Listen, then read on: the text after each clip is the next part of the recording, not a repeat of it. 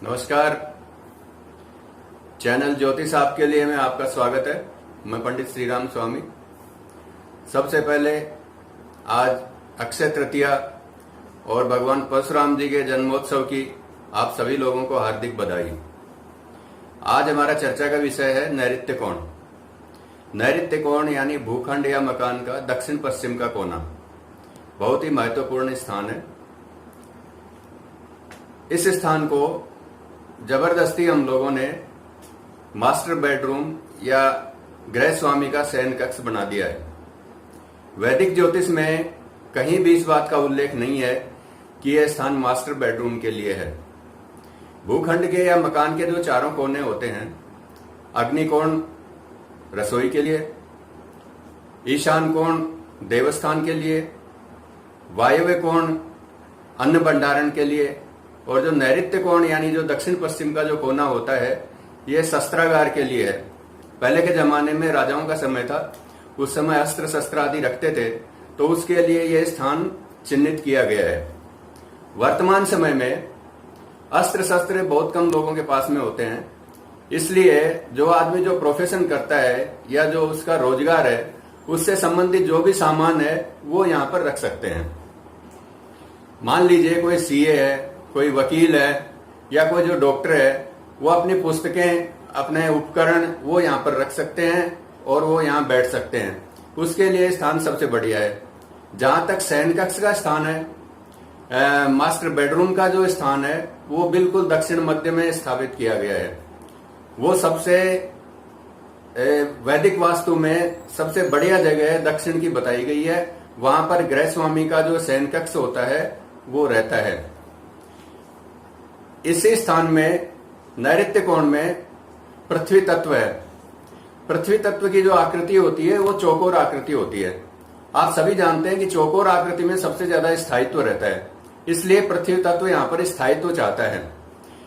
पृथ्वी तत्व के बारे में कहा गया है कि लम बीजाम धरणिम ध्याये चतुरस्त्राम सुबीतभाम सुगंध स्वर्ण सदृश्यम आरोग्यम देह लाघवम।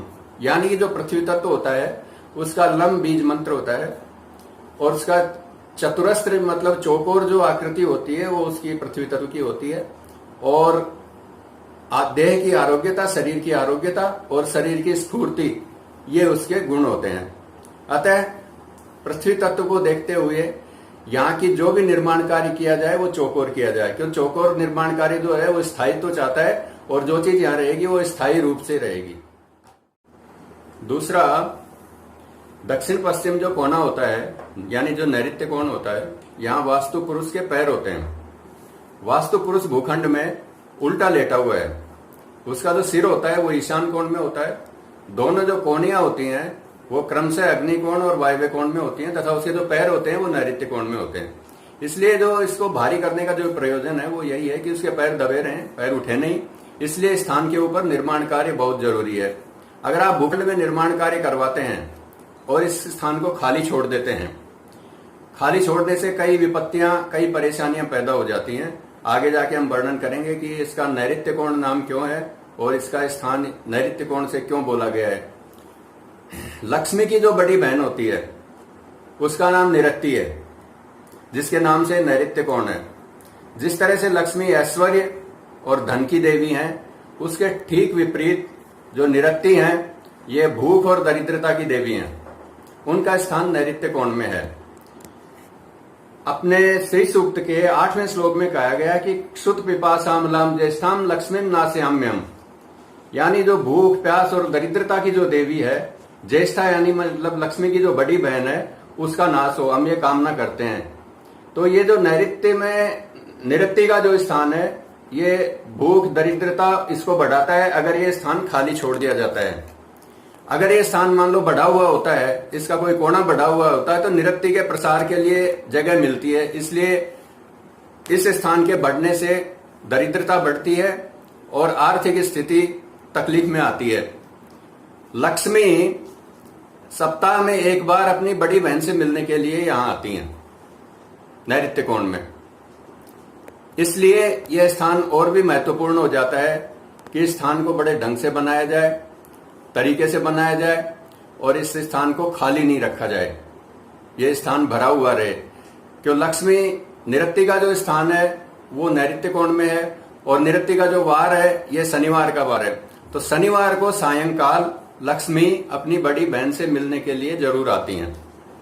हमारे यहाँ पहले रिवाज था, अब तो आधुनिकता की ओर में सब चीजें बंद हो गई हैं।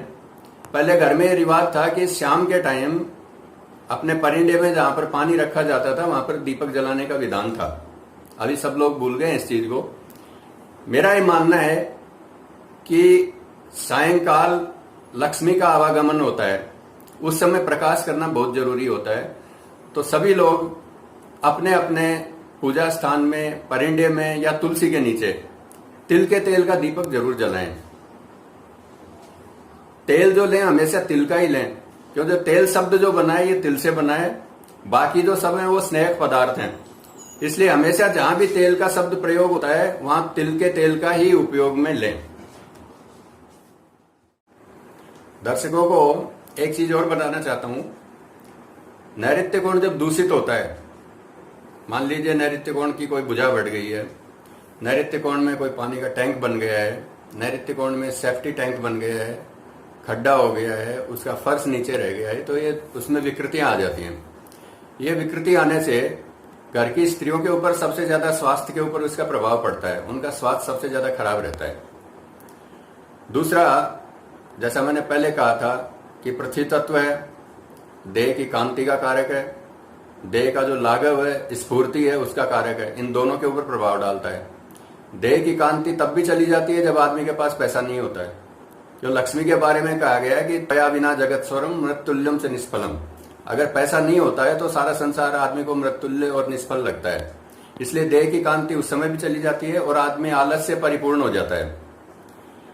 इसके उपाय के लिए पहली चीज तो यह है कि आप रोजाना, जैसा मैंने पहले बताया था, तुलसी के नीचे या अपने परिंदे में पानी के स्थान पर तिल के तेल का दीपक सायंकाल जरूर जलाएं। अगर रोजाना नहीं जला सकते हैं तो शनिवार के दिन सायंकाल तो जरूर ही जलाएं। दूसरा, दक्षिण पश्चिम कोने में एक मिट्टी का छोटा पात्र ले लें, पीले रंग से सुंदर पेंट किया हुआ हो, उसमें पीले रंग के सिक्के भर लें, 5 उसमें हल्दी की गांठें रख लें और उसको दक्षिण पश्चिम के कोने में स्थापित कर दें। उस कमरे का रंग हल्का पीला रहे, वो ज्यादा बढ़िया है, क्योंकि पीला रंग जो होता है ये लक्ष्मी का आकर्षण करता है। आने वाले एपिसोड में आपको बताएंगे किस तरह से पीला रंग लक्ष्मी का आकर्षण करता है। क्योंकि लक्ष्मी स्वयं जो है वो पीत वसना है, इसलिए वहां का पीला रंग रखें।